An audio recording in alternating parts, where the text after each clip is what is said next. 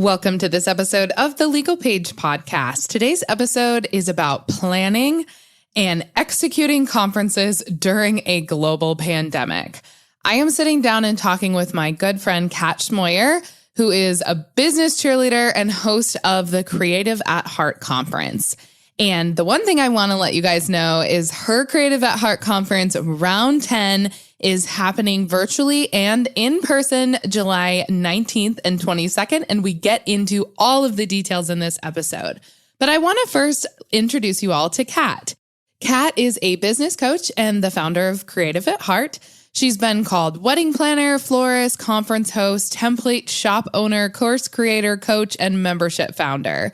Over the past 7 years, she's built 3 brands and learned how to pivot due to changes in the industry, changes in family finances, or just because she wanted a change of scenery. Hello, serial entrepreneur.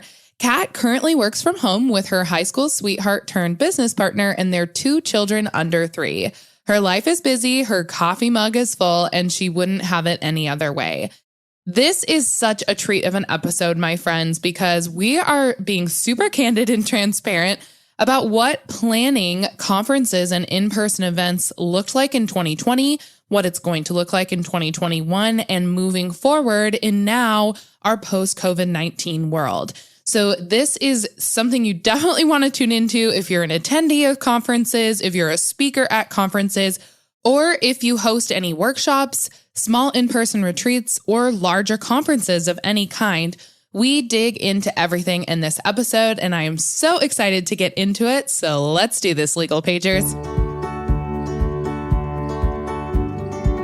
You're listening to the Legal Paige podcast, where we chat about life and business with a legal twist. I'm Paige, attorney and photographer helping online businesses and creatives tackle their business dreams without breaking out in hives. No more legal mumbo jumbo. This podcast features simple, bite-sized advice that'll have you legally legit in no time. Are you ready? Let's get started.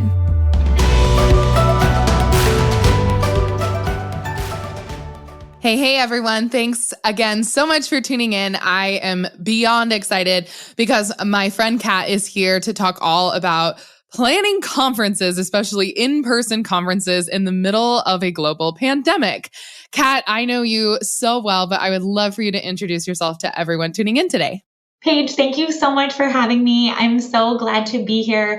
Y'all, it's just nice to be able to talk and have a refreshing conversation about what it looks like to host an in-person element to your business in light of everything that's going on with COVID-19. I am Kat Schmoyer. I am a coach.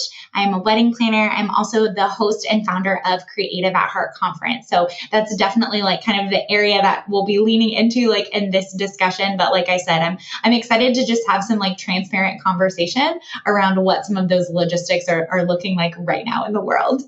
Yeah, Kat, let's just go back to a background of what happened in 2020. I think give everyone from a conference organizer standpoint too, and maybe you could bring in a little bit of like where attendees were at too. I think we all know where we were at because we were the attendees, but what were conference organizers faced with when you probably had things in the works and already planned and attendees paid up? And then, actually, we are recording this, you guys, on March 11th. And exactly a year ago is when WHO declared it a global pandemic. So like exactly a year ago, we were all in a totally different position. We were like, oh my gosh, what's going to happen? And then the United States shut down. So what did that look like for conference organizers? It was insane. It was truly, truly insane. I actually remember I was talking with my biz bestie about this just a couple days ago. She's the first one who voxed me at the beginning of March. I remember her saying like, hey, Kat, have you like thought about what's going to happen with the conference with this pandemic? Like, I think that it like might actually be called a pandemic. Like this thing might actually be like happening within the next like week or two that we should be keeping an eye on. And I laughed at her. Like I listened to that box and laughed out loud and thought, this is ridiculous. we're not going to have a pandemic. Like, this is 2020. This isn't like the 1800s. We're not going to have to deal with anything like this. Like, what's going on? And then lo and behold, everything started to shut down. So for us with Creative at Heart, in March of last year, we had already opened registration. We already had attendees. And just like you mentioned, Paige, we had some attendees that were pay in full. We had some attendees on payment plan. We had educators who were contracted. You were one of them. Like, we had educators who were planning to come and be there. We had a hotel block. We had vendors. I mean, we were moving the train forward for 2020 Round 10 conference. So in the beginning, we chose to try to do as much research as we could while also over communicating with our educators and our attendees.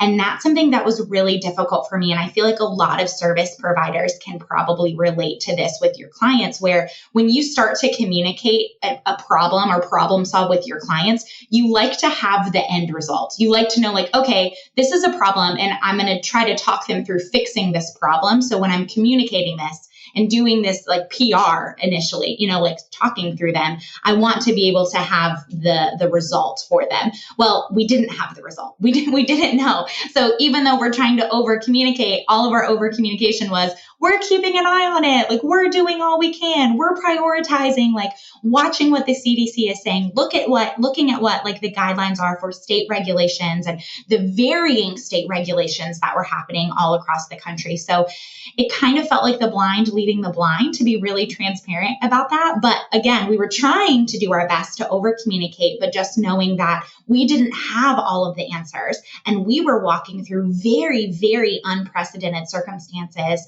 too. Yeah. And yours was set for, just remind me here, June, was it? Yes. Mm-hmm. Okay. Yes. So, I mean, it's so interesting, you guys, because this is a great conversation to be had with Kat and I, because I was on tap for like, I think 10 conferences from like March till July or August. And every conference was in kind of a different boat, because some of the conferences who were like during March and April were like, there's no way. Like, we kind of know the answer, right? We know that this shutdown is going to impact everyone traveling. We know that this probably isn't going to be cleaned up or figured out within the next 6-ish weeks, I would say, probably end of April 2020, if we're kind of putting a timeline on here. But for you were basically like everyone else in the wedding industry, who is everyone probably tuning in here, minus a few awesome entrepreneurs tuning in. But most of us were trying to just over communicate with our clients and be like, we don't know what's going to happen this summer. We don't have answers. This is unprecedented times. And I think a lot of us too, I mean, we're going to be talking about this for years, for decades to come. We were all so naive because I think all of us thought it would be over quickly. Like, this is 2020. Yeah, we're not in like... Well, everyone said, yes. Well, and everyone said in 2 weeks, and then 2 weeks was like 2 more weeks, and then and we're like, wait a second, how many? 2 times 2 times 2? Like, what is happening here? Yeah, I mean, I think we're just all like, what are you talking about? This is the 21st century. Like, we've got pharmacies and vaccines and like companies that can get this figured out. Like, we have modern medicine. Like, this is not going to be like what's happening in Italy or something. And then the US turned out to be the worst country in the entire world dealing with the pandemic. So it's interesting to look back on that time and be like, one, nobody really knew what the game plan was, and everyone was waiting on local and state and national and world regulations and guidelines surrounding the pandemic. So you were kind of in this waiting game. I specifically remember too how awesome you were with communication, because I think a lot of the conferences I was in as well that were like, well, is this going to happen? Is it not going to happen? They just sent out like one email and were like, we'll think about it. We'll let you know. And the stressors of trying to have an idea of what you will be doing, or flights, or traveling, or figuring out what's happening with your family. Like, lots of people had kids at home. I mean, there were so many factors, and you did such a good job of always communicating, always keeping that line of communication open, not only with your speakers, but with attendees as well. So I guess let's just like cut this off with, when did you make kind of the decision for June 2020 to change and reschedule? Yeah, we made the decision the first week of May. So I think it was like May 2nd or 3rd when we made the decision. Initially, our hope was to just postpone until later into 2020. And that was what we first decided to do. We actually emailed the educators and said, hey guys, how many of you would be available if we were to change it to this new date in October? And we got the bulk of our educators. We were, so pleased that the bulk of our educators were able to move over to October. And so we announced that to the attendees, but then based on attendees' feedback and attendees' comfort, gauging their comfort levels, gauging could they still attend or not attend, we ultimately just within a few days of postponing ended up deciding to cancel it completely. And it was a really, really, really hard decision, obviously. I mean, and unfortunately, on a personal note, like I'd actually just had my daughter. So I had my daughter mid-April. So I was supposed to be on maternity leave. And then we're like, oh, never mind. Like we're still in this business thing because of a pandemic. Again, unprecedented. So trying to navigate all of that was a lot. It was a lot. And I know that it was a lot for so many business owners. So it's definitely not something that I ever want to do again. But also learned a lot in that process of walking through what it would look like to cancel and then now be replanning the event for 2021. Wow, so crazy. Okay, I have like a bazillion questions, and you guys, we of course have like outlines for these things, and I always go on a complete tangent. My first question is like, was the conference arena talking to one another at this time? I'm just curious because the speakers were all talking. I mean, we're being so candid here. Like, all of us speakers were constantly in massive like email text strings together. A lot of us are on similar speaking like circuits. So we do similar conferences. And I know like obviously photographers were all talking to each other in certain forums to be like, what is the consensus? What are we all doing? Was that kind of similar in the conference world where like organizers helping each other being like, hey, what are you doing? Or did this work? Or, did you get pushback here? Can you talk about that a little bit just from your guys' perspective? Because it was so challenging for you, I can only imagine.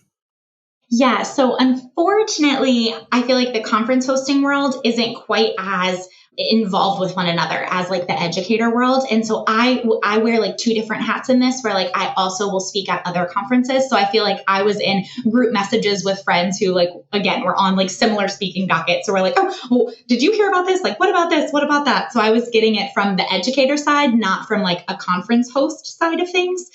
I was able to, rather than necessarily reaching out to other conference hosts, I was reaching out to other educators who I knew were a part of other conferences and saying like, hey, what do you think about this? What should we do in this situation? And like trusted like mentors and friends of mine who I felt like would give me really candid feedback because again, unprecedented. So I didn't want somebody to beat around the bush. I just wanted people to say like, hey, this would be my opinion on, doing X, Y, or Z. I also feel like I was trying to lean heavily into our own educators. So having great conversations with some of our educators who were saying like, go for it, don't go for it. Here's what you should do. Here's not what you should do. And being able to weigh some of those options and just their opinions too.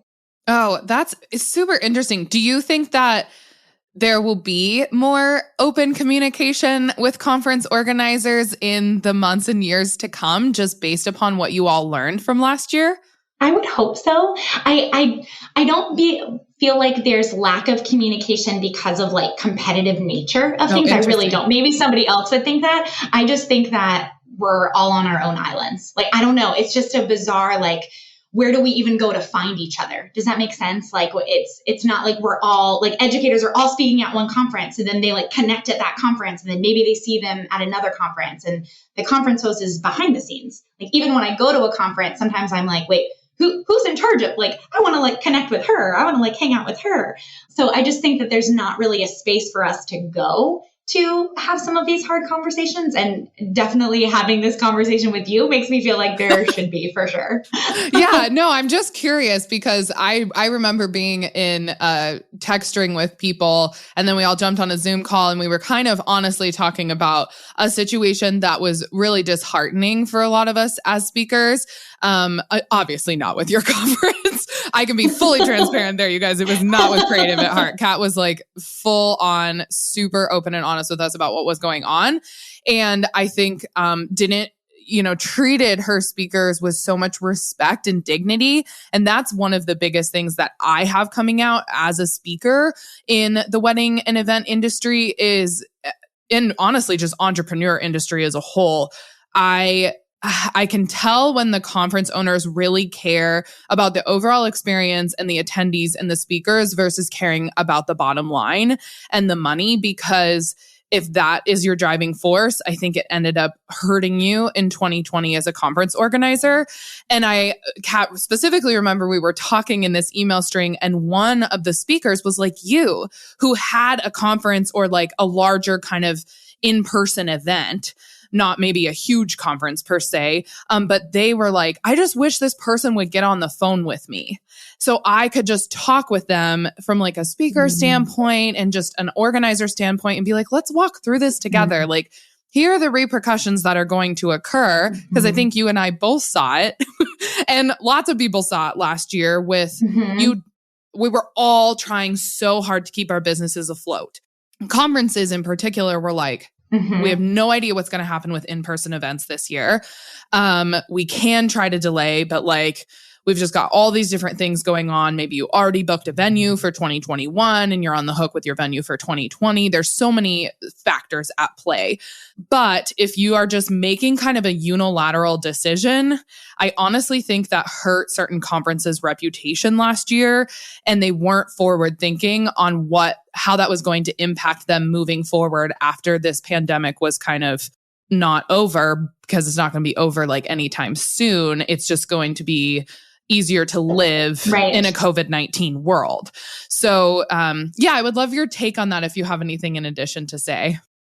No, I completely agree. I think this is also just interesting for any conference host, like listening to this, like your educators do talk to one another. And I hate that feeling of like, everyone's talking about me, but it's true. And you hope that they're saying really great things. And you hope that they're saying, man, I want to come back. I want to apply to be there again, or I want to spread the word about this. But you also know that because they're talking, like it could potentially be negative things. And when we're faced with a situation like an unprecedented pandemic, they're likely going to have strong opinions. And I do think that it's important for all of us in business to know that, like, well, yes, we want to factor in opinions. We need to factor in like trusted mentor opinions in this, like go to people that, again, like aren't going to beat around the bush. They're going to tell you what this is going to look like. I know you're familiar with her Paige, but Caroline Fox, she's who we've worked with on some past conference, like legal things that have come up. And so we were also turning to her like, okay, legally, if we're having to void these contracts, like, what does this mean? Like, what does this look like? Like, we're turning to trusted mentors, but also knowing that your educators, you want to turn to them as well. And maybe that's an open forum. Maybe that's a Zoom call where you can be able to share more information about what's coming or what's happening, or sending out more emails, to let them know that lines of communication are open, not turning off Facebook posts, keeping things open in mass settings for attendees and educators. Just, again, being aware that there will be questions. And in this, at least with the pandemic, a lot of my job became customer support in a sense, like customer service, right? Like I need to be aware. I need to answer the DM from the educator. I need to be responding to their email. I need to jump on a call. If they are not comfortable and they decide that they're going to back out, and even though I haven't canceled, I need to handle that professionally. And we had that happen even before we had decided to cancel. So it was a lot of muddy waters to navigate, but I think it just boils down to caring about the people that you're serving. And from a conference perspective, that's both my educators and my attendees. And I needed to care about both really well and try to figure out the best ways to serve them in light of the pandemic. That's all of that is so on point with what occurred last year. In terms of what are the biggest lessons you learned from last year? If you could take away, I don't know, like 3 to 5 big things that you were like totally unaware of in the conference and event planning world, and that you would tell any kind of new conference owner or even someone who wants to host an in-person retreat here in the next year or two. I think we can ask this. This is like a secondary question, Kat.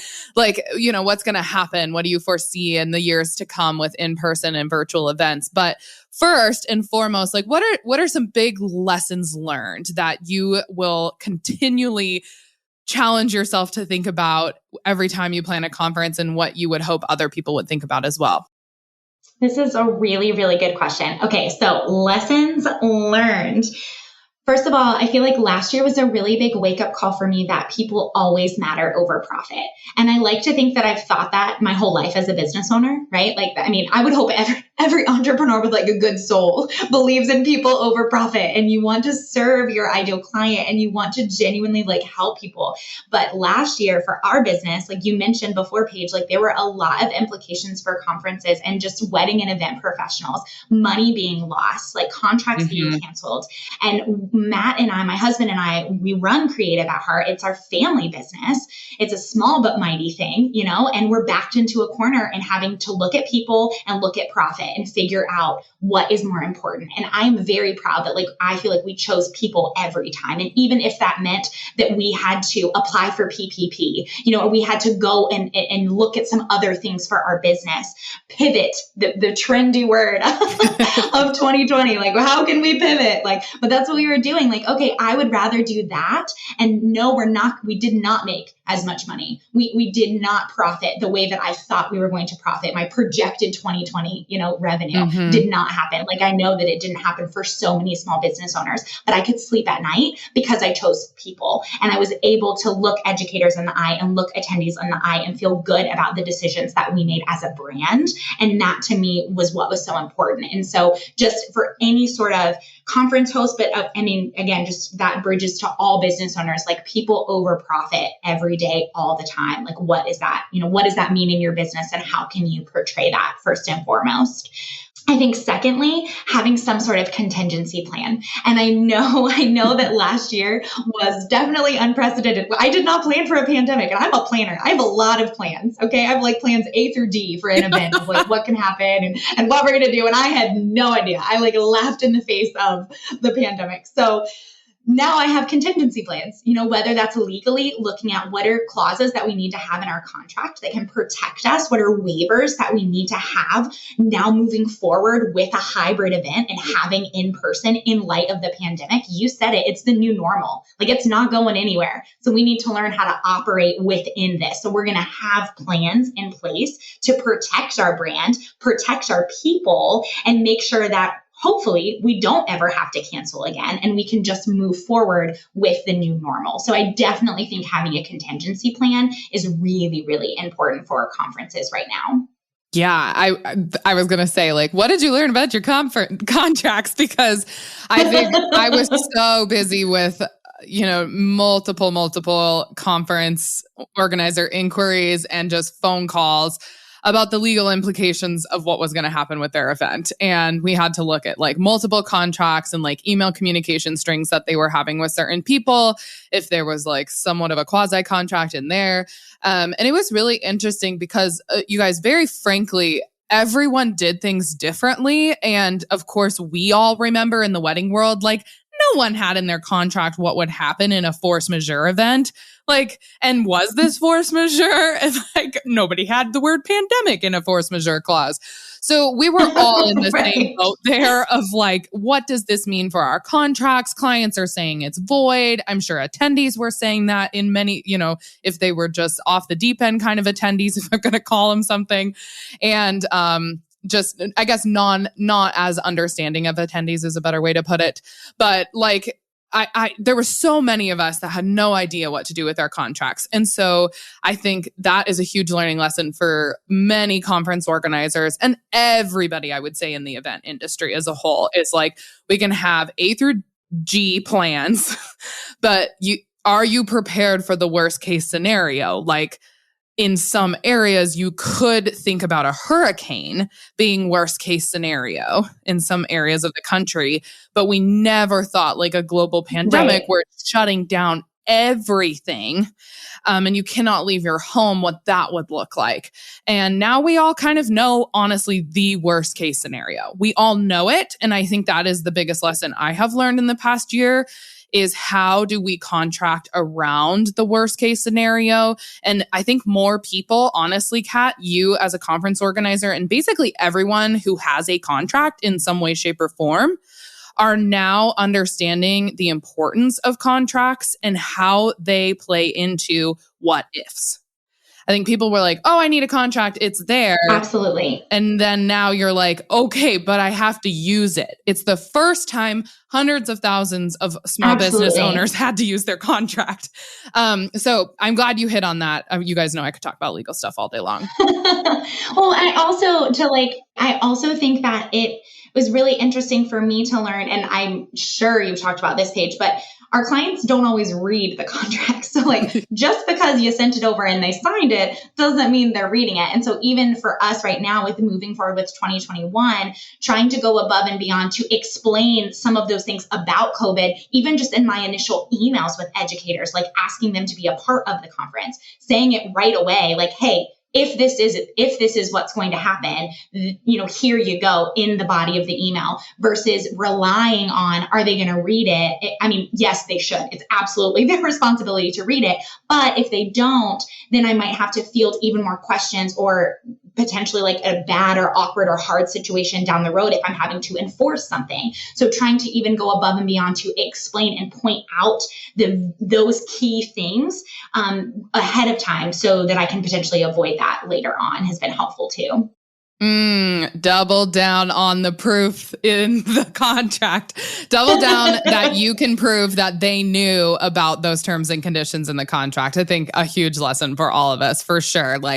You guys can just go to our website, and our blog is full of email templates that are pointing out clauses in contracts, because that's a huge lesson that we all learned too, is people may not read the contracts. So you got to point them to reading the contracts. And then if they sign, you've got two forms of proof that they knew what they were signing on to. So super interesting. Okay. Second to that, the latter question that I had for you is, what is your projection in the next, I would say, 3 years? Because I think we've got the rest of 2021 here. And then we've got 2022, which is looking pretty good for the most part. And then 2023. And I would love for you to kind of put in here your thoughts on, do people want to continue virtual things? Is it better for them? Is it more, financially able for them to do that? Is it financially savvy, I guess? Is it, are people going to yearn for that in-person connection? What do you kind of feel is where everyone's at right now? Okay, so obviously just my opinion, but I feel 2021, we're going to start to see some conferences happening. And I'm, of course, saying that because Creative at Heart has launched. So I'm yes, in person can happen. So of course, I'm really passionate about in-person community. And while I do value Zoom, and I think that we've built really great energy on Zoom calls and in virtual education over the past year, because we had to, because as entrepreneurs, our backs were in a corner, and that was how we needed to be able to communicate, be able to serve, be able to educate. I do still find and think that there is value in the in-person. And so I believe that in 2021, we are going to start to see a few conferences popping up. In my opinion, they should be hybrid conferences, not solely in person. And that's what we're doing, because there is still a pandemic. So again, the new normal. So making sure that we're being inclusive to those that either cannot physically come yet or don't feel comfortable to come. So having that option as a hybrid model, I think, is very, very smart for any conference host to do. And again, also just serving people and allowing you to create a larger brand audience and brand awareness by bringing more people into a hybrid atmosphere. And then I like to think that in 2022, we're going to start to see even more in-person pop up. In my opinion, though, I still think that virtual is going to be powerful. Do I think that people miss in-person? Yes, but I also think about it like what corporate America is finding. They're finding that they're saving a lot of money on having employees that work from home, not having to pay rent on these massive buildings, not having to fund all of these additional things for people actually going into the traditional 9 to 5. So there are quite a few companies that are moving their employees to be work from home employees. And I feel like the entrepreneurs' eyes were opened to, wow, I can do a lot on Zoom. I can balance some family rhythms with this in a virtual atmosphere. And so I feel like we're still on the cusp of what's to come for virtual education. And again, I keep coming back to the hybrid model, but I really think that that's what we're going to start to see happening even more because of what the pandemic forced us to do, but then with the doors that is going to open. So I think 2022 and 2023, yes, to more in person, but also, again, additional hybrid models coming out as well. I love your take on that. I could totally agree that I think more in person is going to happen. I also predict, I don't know, I'm just going to put this out into the world because that's how I am. I predict that there's going to be a ton of new conferences that pop up because people are yearning to see humans. And I think there's going to be some conferences that just couldn't make it, honestly. And I think there's going to be some conferences that are like, thinking about all the options, like creative at heart and doing like multiple models until we can totally get back to kind of an in-person model, which probably won't be for a couple of years. That's full in person. And I just think, I think there's going to be more and more and more, you guys, in-person events. And I'm super jacked about it. And you guys all should be too. I think it's important, Kat, like you said, to keep in mind that people are still going to continue to have kind of crowd anxiety and, just like factors in health and travel related anxiety. I mean, there's all of those things I think now that nobody really knew they had until the pandemic hit. And I think that's going to, obviously COVID-19 impacted a lot of people's mental health. And that's going to be really interesting moving forward into kind of this new in-person world that we're getting into. It's like the new world that we're not quite sure about since we just had a totally different world that we all lived in during our lifetime. And we have to respect the fact that people are going to have kind of new thoughts and opinions about how you go about in-person events until really I mean, I don't even know, you guys. I could predict what's going to happen. It's like a crystal ball. Nobody really knows. No, but I mean, I think you make a really good point in the fact that conference hosts need to be innovative. I think about, anything even with technology, right? Like, do we use CDs anymore? No, because that innovated into like something else. Like our kids don't even know like what a VHS is. And like we grew up watching VHS, that innovated to the DVD. Like things are constantly changing as the world is changing. And right now for in-person events, we have to change. And so for us as a conference, like we knew we cannot do things the way that they used to be, either for truly safe and health of the educators and attendees, or just the world is asking for something different. So let's think outside of the box and how can we innovate what we're doing to create something that is new and fresh and wonderful and fitting what I feel, and you touched on here, the need for in-person and that like desire to like see a face outside of a camera screen and be able to like talk and interact in person. I also think that it's going to be smaller, like the size, like the true size in person will be smaller, and that's okay. There is still beauty in gathering together in person, even if that means because of precautions that it's a smaller size. So rather than 200 people events, it might be, 50 to 100 person events. But either way, it's still, again, getting to gather within the new normal that is now here and embracing what we can within that. Totally. I think the fatigue of the online world is 100% there. Everybody's like, Zoom is great. Yeah. Okay. There's this new way to like work in the world, but I'm over it. I mean, so many of you are probably nodding your head right now like, this is stupid, if I'm being totally honest. I think there's fatigue of the online space, but there's also still that scared to go mentality. And I think conferences are, like you said, going to have to balance that, be innovative. And Kat, if I do say out loud, I think you have to think of totally new ways to market your conference. And I think that's going to be really interesting moving forward. Like the copy there is like the pain points of online fatigue versus being scared to go still. And like you have to hit on those pain points. Like it's a totally different, I would say, landing page for your conference, in my opinion. Oh, absolutely. It's the first time we've ever done a page that looks quite this way in terms of just like getting right to the point of like, all right, in person or virtual. What do you want? Here we go. Like, choose your path. Like, we've got you. Like, here's what to do.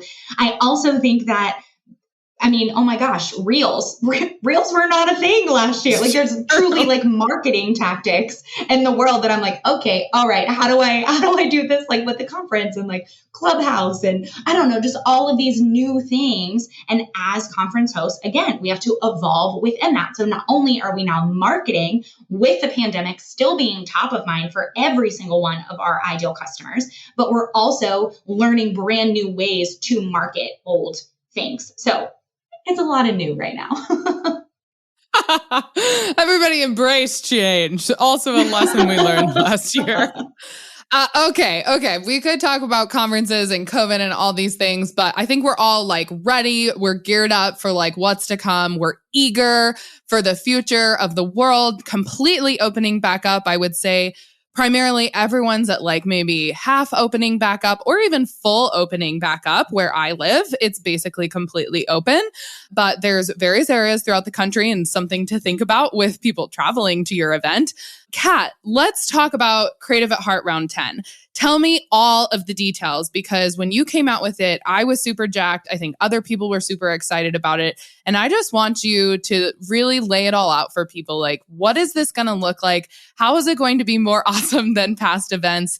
And how are you doing everything you just talked about for the attendees and speakers as well? Well, I am so excited to finally have the conference planner hat officially strapped on for 2021. No cancellations. Like, we are doing this thing. We've got the contingency plans in place. I mentioned before, but we have a hybrid model this year. So we're very, very excited that in July 19th through 22nd, we'll have the in-person conference. There is a cap on the number of in-person, so both the educators and the attendees, because of the pandemic. So keeping in mind health and safety being a top priority for those that are choosing to come in person. So because of that, we have the hybrid model of virtual tickets as well. So we're really excited to offer this. We've never done virtual before. And it's a great way for those that either don't feel comfortable traveling or maybe financially, like you're not quite at a point where in person, the ticket price for in person and then adding in travel and lodging and all of those other things fits for you. So having the virtual option allows you to still be immersed in the magic of Creative at Heart, but from the comforts of your home. So all of the details, round10.creativeatheartconference.com, to really allow you to kind of compare, contrast virtual versus in person. We have 40 educators, Paige being one of them. So really excited about the educators that are going to be there. And again, with a smaller attendee size, it's also really fabulous for attendee educator ratio. And we have always prided ourselves in being a conference that allows and wants our educators to really immerse themselves in the experience. Like, our educators don't just like come the day they speak and then leave. Our educators are in it to win it. Like, they are there for on the stage and off the stage conversations. Paige knows that. She has been an educator in the past and definitely like delivered in that for us. And so we love that with a smaller attendee size this time around, our attendees and educators will get even more of that interaction. So it's even more valuable for in-person attendees. And then those that are attending virtually have so many opportunities for Zoom calls and live streaming. And again, ways to also be immersed in as much of the magic as we can do virtually. So I am so excited about all of the details and everything that's to come in July. I am so excited as well. And you guys, I have not been an attendee and a speaker at many conferences, just having both experiences and mindsets, but I do from Creative at Heart. And when I first went to Creative at Heart, I was just an attendee. Like, the legal page wasn't even a thing, if you can believe it. It was, I don't know, back in 2018 or something along those lines. And it was the best conference as an attendee. I totally felt taken care of. I felt like the whole thing was planned out so well. I had enough free time, but not enough where then I'm like contemplating my own life and business too much, where your mind kind of wanders. I met some of my best friends in the industry to date at Creative at Heart. And I think Kat makes a very valid point here of that conference ratio of speakers to attendees is huge. And it's not something that was totally in the benefit of attendees last year and the year before and all of the years prior, it totally is going to be moving forward with in-person events because it's going to be on a smaller scale. Conferences and events are having to take into account what the local and county guidelines are surrounding maximum capacity of people, what the venue has put into place as those guidelines and safety precautions. So attendees really are the winners here, I would say. If you're willing to go to an in-person event from right now until, I would say the end of 2022, like if you can afford it, if it's in your, business future to do so in all ways, shapes, and forms, I would suggest you take the leap and you do it because there's going to be less attendees and just as many speakers, like Kat said, to make this happen for a virtual and an in-person kind of hybrid model. And so if you're in person, basically it's like a one-on-one with these speakers who you have like adored and looked up to. And like, I don't know if I could have just sat down with some of these mentors of mine back in the day when I was just starting my photography business and I would have had one-on-one time with them instead of in a group of 10 to 15 people and they're not even going to remember your name because they're just kind of a little bit overwhelmed as a speaker. Like we all try our best, but I just think that's going to be one, hands down amazing for the attendees, but also really awesome for the speakers to connect with the attendees like they have never been able to do before. So I love the model that you're presenting. Yeah. Kat, when is it? And any other like fun little details you have planned? I would love for you though, also to talk about kind of panel group, small group time, because that group of mine was so near and dear to my heart, the first one that I was a part of. And I think it's a totally different model than a lot of conferences take. And so I would love for you to talk about that, but also of course, tell them when it is. Yes, of course. So the dates, July 19th through 22nd, and it's in North Carolina. So again, if you're attending in person, it is in North Carolina. Our venue is wonderful. We've been there before. We've hosted 2 conferences there, and that was actually a huge positive for me in taking us back there this year because in light of the pandemic, I know that space like the back of my hand. We know the staff there. Really, we can go above and beyond in terms of layouts and like physical logistics of what that's going to look like with the pandemic. So very, very excited to go back to Winmock. We have a hotel block not far away with rates and things for attendees there too. So really excited about July 19th through 22nd. I love that you brought up panel. So let's talk about that. A panel is an attendee favorite. It's been an attendee favorite since round 1. We've been doing panels. So if you're listening and you're not familiar with Creative at Heart, so we're very much, as our name says, for all creatives. In our opinion, everybody is a creative at heart. So whether you're service-based, whether you're product-based, whether you're B2B or B2C, wedding industry, not wedding industry, it doesn't matter to us.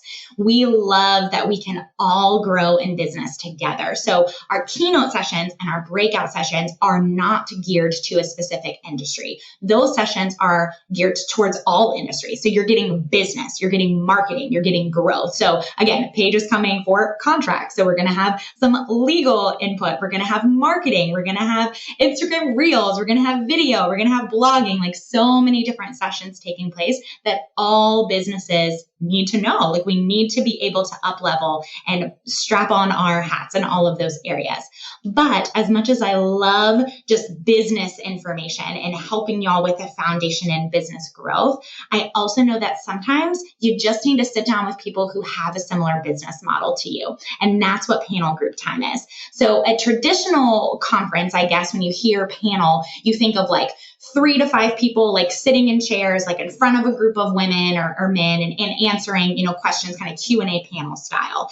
It's like that, but small group atmosphere. So every panel has 2 to 3 educators leading a panel of 8 to 12 attendees. And y'all, you will literally like sit in the corner on a floor, like in the floor, like in a circle with these educators. It's very casual, very like round table, like, hey, how are you doing? How can I help you like process the information that you are walking through here at the conference? Panel is also done by your industry. So all of the photographers, you're going to be in panel groups together. All of my wedding planners, you're going to be in groups together. My shop owners, you're going to be in groups together. And then we lovingly call what we have like the miscellaneous group, which is like business coaches and like other service providers that maybe don't fit one of those niches, but still have similar business models and can have really productive, like intimate conversation together. So panel, you're with a group of very, very like-minded women and individuals to have that conversation, to break down some of these keynotes and breakouts that you're hearing. And like I said before, it's literally been an attendee favorite since our first conference in 2015. So I love that Paige brought it up, and it's definitely something that we are continuing to do in to 2021. Yeah, I love panels so much. I also, just to go back to the speaker to attendee ratio, you will get so much out of panel group because panel time will basically be like 4 people and 4 people. I don't know. I'm just putting numbers out there, but I'm saying like you're going to get one-on-one with the educators there. And you guys, I was in like that miscellaneous panel the year that I came in because I was like, I don't know. I like lovingly say that. I know. But it actually ended up, I think, being the best panel that, I mean, I'm being super biased, but I think it was the best panel that year because it was like podcasters and shop owners and like social media marketers and then like me as a lawyer. And I got collabs after that. And there was multiple people who like worked on different projects together from that panel group. And we kept in contact really well with our panel, like educators, the people who are kind of helping the conversation move forward. And they ended up becoming my coaches later on. Like it's crazy how the world turns, but I think that's why I just love panels so much and Creative at Heart so much is there's so much that came out of just those small little intimate groups. And we could not wait after the first panel round. We couldn't wait till the second and third day to like have another panel discussion. We were like, okay, keynotes are great, but like, let's get back to our small group atmosphere. So it's really, there's a lot for everyone. I love that so much.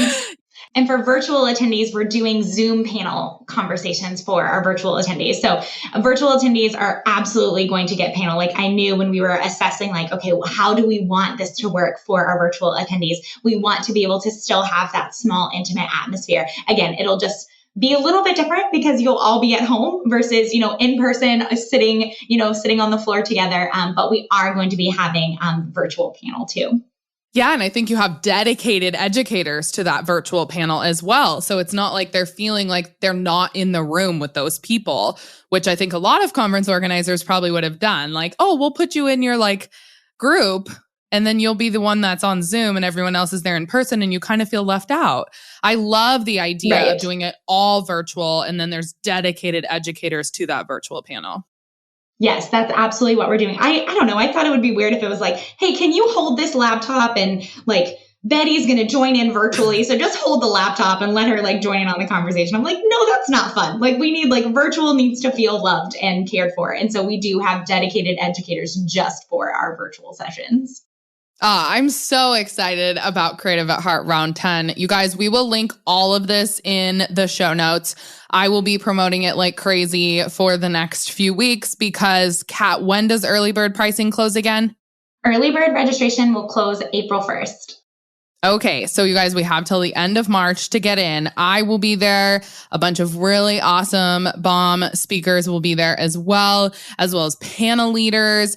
If you can come in person, please come join me. I'm dying to see humans and I would love for you to be there as well as Kat would love to see you and everybody else would love as well. We may not be hugging. I don't know. Maybe some people will be hugging, some people will be elbowing, but it is what you're comfortable with. And hopefully I can at least see your eyes smiling with a mask on, or I'll wear a face shield so that you can actually see my face. I don't know. I'm coming up with all kinds of options here.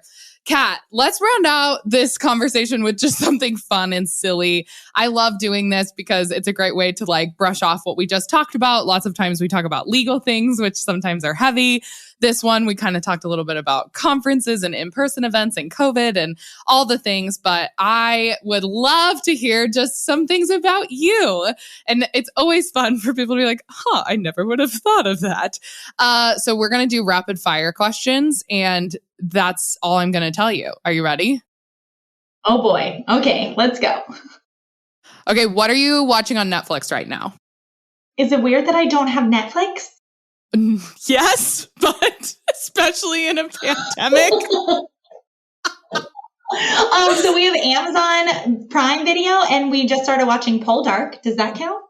Totally counts. I should have not honed that in on Netflix. I'm sorry, Hulu and HBO Max and Amazon. What are you loving to munch on lately, food-wise? Oh, I have them right here on my desk. Dark chocolate blueberry acai. Amazing. Oh, so good. I think you can get those at Costco. They're bomb. What is one thing you're looking forward to doing from here till the end of 2021? In-person events, period. Love it. What is your favorite adult bevy of choice right now? Red wine, always and forever. Me too. Can't wait for some Cab Sauv here soon. What's a favorite song that you're loving right now? I can't think of one. Okay. I feel like all I listen to is Mickey Mouse Clubhouse because of my 2.5-year-old. So that's literally all we have on Amazon Prime. Like Alexa plays it constantly for us. That's perfect. And what's the funniest thing that has happened to you recently? The funniest thing that has happened to me recently is probably something that my 2.5-year-old does. And he likes to say all the things that we say. So the other day he said, we're going to start watching Poldark. And he's like screaming it when we're walking down Target. And I'm like, I'm half embarrassed that he's like screaming about Poldark right now when he doesn't even know what it is. But he just hears mom and dad talk about the fact that we're going to watch it. That's awesome. Can't wait for one day when I have a 2.5-year-old who's screaming down the aisle about what mom and dad said in the car right there. Right. Like now we're like, okay, let's start spelling all of our words because we don't want them repeating these things. Oh, you are in that zone of parenthood. I love it. Spell away, my friend. Okay, Kat, where can people find you? Where can people find out more about Creative at Heart? Give them all the info to access you and your amazing conference. Well, thank you for having me, Paige. And y'all, I would love to connect with you. All of the Round 10 details are at round10.creativeatheartconference.com. There is a chat on that webpage. It's me. It's not somebody else. It's literally me. It will go right to my phone when you chat. So I would love to talk with you. If you have questions about the conference, if you're wondering a little bit more about the logistics or whether or not it would be a good fit for you, definitely reach out. You can also, though, send me a DM. I'm all about voice DM. So you can find us at Creative at Heart on Instagram, or my personal Instagram is Kat Schmoyer. So either one of those works too. Awesome. Thank you so much, Kat. It was wonderful chatting with you, and everyone else. Let's go support Creative at Heart. Come in virtual or come in person, whatever is your pleasure. And we will both see you there. Thank you, Paige. Thanks so much for listening to this episode of the Legal Paige podcast. See, I told you being legally legit isn't so scary. Be sure to visit thelegalpage.com for all show notes. And it would be super awesome if you could head over to iTunes and leave a review. Last but not least, don't forget to join my free Facebook group for unlimited legal and biz Q&A. Chat soon, Legal Pagers.